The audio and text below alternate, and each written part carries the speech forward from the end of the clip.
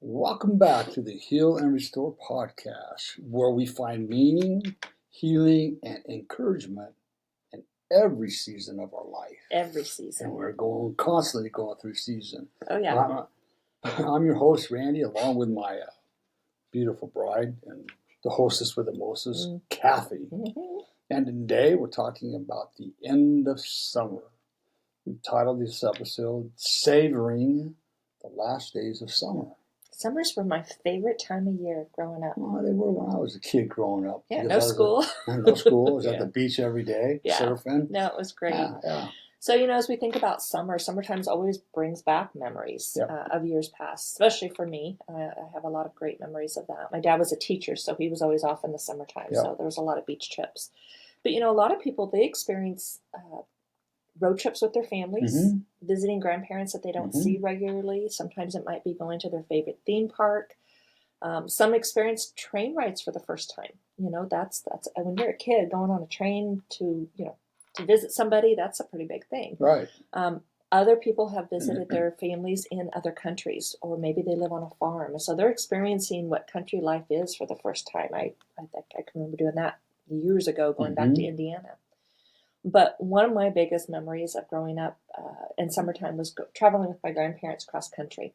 We got to experience, seeing what the country looks like through my eyes as a child. I was probably 10 or 12 years old. So, no matter what your summers look like, you're always going to have a deep memory within your heart that you can hold on to. And that's why here I am, 60-something, and still have these. But each summer always brings on an anticipation of experiencing something new. I love that. And a lot of us, some of us, we don't always have we might not have a lot of good memories about summer, but here's what we have to learn to do is that, and Cathy and I have talked about this in the past, is that focus on all the good things that we did have, right? I mean, and I had to learn how to do that in my journey. And I was just sitting there as Cathy was talking about her summer trip to Indiana. I remember the one trip I had to Indiana when I was 10. And some of her relatives lived out in a farm somewhere. I remember playing in the barn and all the hay. Right. Yeah. I remember that. It just came back to me as you were talking. But for me, my summers were mostly a place of, I could get down to the beach when I was a kid. Yeah. And I could just stay in the water all day surfing. In nature was a safe spot for me. Yeah, no, that's good. Surfing was very safe for me because nobody could touch me. Nobody could hurt me. Yeah, exactly. So, I mean, there's a lot of memories we probably all could share. Summertime's always going to reflect on good, bad, or indifferent. And so it's but that's life too. Yeah, and like Cathy and I say, I'll repeat it one more time, is that, switch your thoughts from the negative to there's always good. Yeah. And focus on that rather than the negative. Yeah, that's good. That's really good. So whether summer has been filled with sunshine, stillness, or even storms, the changing of seasons is always an invitation to reflect and restore. So let's take a few minutes together to slow down. Whoa. And savor what's left. Yeah, that's good. Then why don't we just start talking about the transition? Let's talk about the transition from summer to fall. Right. Yeah. That's where we're at right now, from summer to fall. Yeah, there's always something that's really tender and beautiful about the end of summer. The days are still warm, but the light is starting to shift a little bit. Warm, it's hotter than the blazes here it is. But I mean, in general, the weather will start to shift. Mornings start to cool off. Yeah. The kids are starting to, get the anticipation and excitement to get back to school here in I Arizona. don't know how much anticipation and excitement, but you always got to turn things around, don't you? The kids. I'm going to the positive and negative. Yeah, you really are. Now the kids do get excited about going back to school. Our kids here in Arizona have already started school. They started in July. But the routines of our summer, we kind of loosen up during the summer. We don't, bedtime is a little later. We don't have to make such a extravagant meal for dinner. They can be everything just kind of simplifies in the summer, but we start tightening up our routines a little bit. But also, for many of us, the summertime, that summer break gives us a time to exhale. For others, it might feel like another chapter in a challenging year. Yeah. Yeah. Either way, it's the in-between spaces that give us the gift and the chance to pause and ask, what do I want to carry with me into the next season? And I love thinking about that. It's something that I wish I would have thought about more when I was younger. But what do I want to carry about in the next season? And when we talk about seasons, right, Mm-hmm. we're talking about summer, fall, winter, spring, but we also can relate these Mm-hmm. to our personal lives because we're not always going through a springtime where everything is glorious and pretty, right? And all the flowers are and blooming. all the flowers are blooming. There's times when it's winter and it could be dark and so on and so forth. So it's like it's the yin and yang, the balance of life, right? We just got to roll with it. Yeah. It's like Deborah told me, my therapist, why doesn't anything have to be good or bad? Why can't it just be? Right. Yeah. Yeah, I love this. So let's talk about what we can carry into the next season. And this is something that I think is really, really powerful to use all year round. But, reflection is always a great way to look within ourselves so that we can see what is available to us to carry into the next season. So we have some ideas that we can help our listeners with that I think will be beneficial. Yeah, we wanted to share a few simple questions you can ask yourself as summer does wind down, right? Maybe even this would be really good. Mm-hmm. Grab a journal, right? And jot your thoughts down later. Mm-hmm. Yeah. So as you go through this reflection. Yeah. So I'm just going to share a few questions that we have here that we've come up with that will invite you to really reflect on your summer. And so these questions, I would just ask you to take some quiet time for yourself. It doesn't have to be long. It can be 10, 15 minutes. We always tell people that if the thought comes to your mind, write it down. Yep. So here's a few questions. The first question that I thought of is, what did summer teach me? There's always something good in that. Maybe you discovered something about yourself, maybe your family, your faith. What really stood out to you about yourself? And just journal about that. Well, and even in that, right, let's say that you're unfortunate with your summer, didn't have the best summer, there's still a lesson in that. Yeah. So it's like, well, what do you mean I had a bad summer? What can I learn? Exactly. What did you learn about yourself during that period of time? In that season. Good or bad in that season, good or bad. Yeah.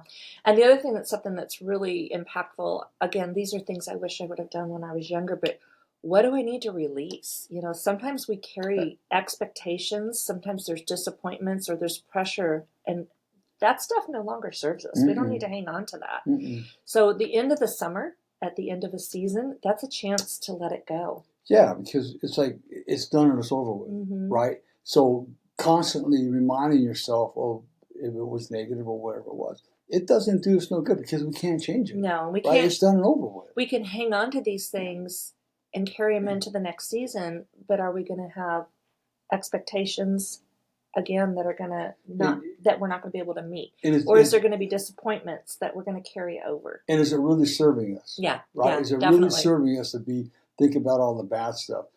Even in the midst of darkness, there's always that little glimmer of light that's going to pop in now and then. Yeah. And then I love this one. What do I want to protect as the season shifts? Is there a rhythm? Is there a connection? Is there a piece of joy that you want to keep close even when the schedules get full again? Yeah. So think about your summer, and was there something in that season, in that summer season, that you want to hang on to and you want to protect, and you want to maybe you want to nourish it and let it grow within you? So those are just some things that are really great opportunities to sit down and do some self-reflection on as the summer closes. And that's good, because one thing you can look at is, let's just say you had some rough times in the summertime. And what did you do during those times to bring peace back to yourself? Okay? So those are the things that you can carry into that next season. It's like, oh, I've been in rougher spots, and this are the things that I did to work through them. Yeah, that's really good. So it's always, we want to work on carrying the positive into the future, not the negative or past traumas. Right. And so then whatever that is, nurture it again. Like I said, let it grow. Let it grow. Let it just bloom within you. Absolutely. And when it blooms within you, it blooms within others. Right. Pass that along. Right. Exactly. So what this all boils down to is mindfulness, right? You need to be extremely mindful of where you're at the moment, and of when you start reflecting back um, to maybe do some journaling about your summer, right? When you start reflecting back there, be mindful of what you're thinking about, right? Sit there and pause for a while, breathe, and let your answers surface without judgment. Yeah. If you're journaling, even if it's a negative thing or a bad thing, go ahead and write it down. Let it go. Let it go. Yeah, release it. Just stay mindful and remember that nothing that you're thinking is wrong. Yeah. Okay? It's your thought, it's your feelings. Write it down and let it go. So just remember, mindfulness is becoming a big part of me right now because of jiu-jitsu, believe it or not. Be mindful at where you're at all times. You know, and what I love about journaling and having journaling prompts is you'll be able to look back at these as months or years go on, and you can see the growth in you. You can, and then have those memories that maybe you've forgotten about, and things that you've learned about yourself that you can it's just a great constant reminder of growth for me. And one thing that journaling will also do to you is like if you're being mindful, you're just writing everything out, even whatever it is. A lot of times you're going to end up laughing at yourself going, that was stupid to think that way. I mean, my God, what was I thinking about? Right? So, yeah, it's a good way to really self-reflect and have some clarity for yourself and maybe your mental aspects of the summer. Yeah, no, it's really good. So, you know, as we prepare to enter into a new season, you know, remember every ending holds a new beginning. I love that when you think about it. Every ending holds a new beginning. There's always going to be something more. And just like the sun sets gently, you don't have to rush the moment. So just because summer is winding down, enjoy the last few days of summer. Enjoy the last few weeks before your kids go back to school. Embrace the excitement of a new season that's coming, but don't rush it. And if you're fortunate to live on a beach or wherever you're at, enjoy those last long days watching the sunset on the beach or in the mountains. Just wherever you're at, enjoy those last few minutes of peace and serenity before the next season starts, which after summer usually can start with not always, be pretty chaotic. Yeah. So just remember, take that walk that you've been holding on to, or, that you've been waiting to do. Don't wait anymore. Make that call. If there's somebody that you haven't talked to, make that call, reach out, sit in the quiet, pull out a book, sit down and, laugh around the fire pit, do some of those last fun summer things. But let those last summer moments remind you what really matters. And I think that's what's important. Yeah. It's, again, everything that we do is a learning lesson. We have to look at it that way, that nothing is a waste. No. Everything is a learning. Everybody's a teacher, and everything we do, everything we come across is a lesson. So let those final moments remind you of what matters. And just remember this, too. This is something that's really important. Is you're not behind. You're not too late. You're right on time. That's right. So embrace the moment of being on time. Either God is everything or God is nothing. And if God is everything, then you're right on time, period. Right? I mean, I think we all do that. It's like, man, if I got sober a long time ago, imagine. Right? I got sober when I was supposed to. No, everything happens right on time. Everything happens right on time. Yeah, so that's good. If this episode has encouraged you, we'd love it if you shared it with a friend. Yeah. This is a real simple one. Just some positive stuff about, looking back on our summer and transitioning into a new one. So, share it with a friend. Leave us a review, please, and or follow the podcast. Yeah, that's good. Yeah. So we've got more episodes coming up. Yep. And they're going to always help you heal, grow, and thrive in every season. So don't forget to subscribe. Follow us on all of our social media platforms, including YouTube. We do upload all of our videos on YouTube, so they're there. And make sure you just share them with a friend. There's always somebody that can benefit from this. Absolutely, yeah. It's even the one that you don't think will benefit, they're usually the ones that benefit the most, right? Yeah. It's like, oh man, you have no idea how bad I needed to hear. It's like when you have to do something and you don't want to do it, is when you need to do it the most. When you need to do it, exactly. Yeah, so it's great. I love it. So as we close out another episode of the Heal and Restore podcast, we would like to invite you to check out our books on Amazon. We have Healing the Wounded Child Within, written by me, and it's sharing the healing from the pain of abuse. Yep. We have how to heal and restore your marriage, a 4-step process to restore the most important The relationship. most important And I relationships. hear it now, our relationship, our marriage is wonderful. Well, it might be, but look at contempt, prior, and investigation. We can always use some more tools to even enhance our Right. marriage, right? Definitely. It's another season we go through, right? Right. Yeah, absolutely. We got renewing bonds, 7 steps to restoring a relationship. Mhm. And we have hearts reunited, steps to restore love and intimacy. Mhm. Then we have the 30-day devotional to wholeness. That's a great one for couples to read together. Yeah, And it's at been the end of all the devotions, there's 3 contemplative questions that you can sit down and talk about and answer with each other. Yeah, Right? creates a good, honest, open communication. Right. It's so good. All those books, except for the devotion, are paperback, Kindle, and Audible. Mhm. The devotional is just not on Audible. And the most recent release is The Healing Path, a survivor's guide to healing from abuse. Yeah, that's good. All these books, you can find them on Amazon or our website at healingrestorecounseling.com. Yeah, that's great. Oh. And, I just want to remind our listeners too, at Heal and Restore Counseling, we believe healing happens best in relationship. And so in addition to the guidance that we offer in our books, we understand the value of walking alongside someone on their journey. And that's why we offer our complimentary 1-hour discovery session. It's an opportunity for you to share where you are, what you're looking for, while also getting to know a little bit about us. We found that this is one of the most powerful first steps in building trust as you begin a path toward healing. So that is available if you are interested in a 1-hour complimentary discovery session. You can reach us through our website at healandrestorecounseling.com. And we would be happy to just meet with you. We can do this in person if you're local to us, or we can do it via Zoom. We have clients across the country. Yep. And so Zoom is has become our best friend.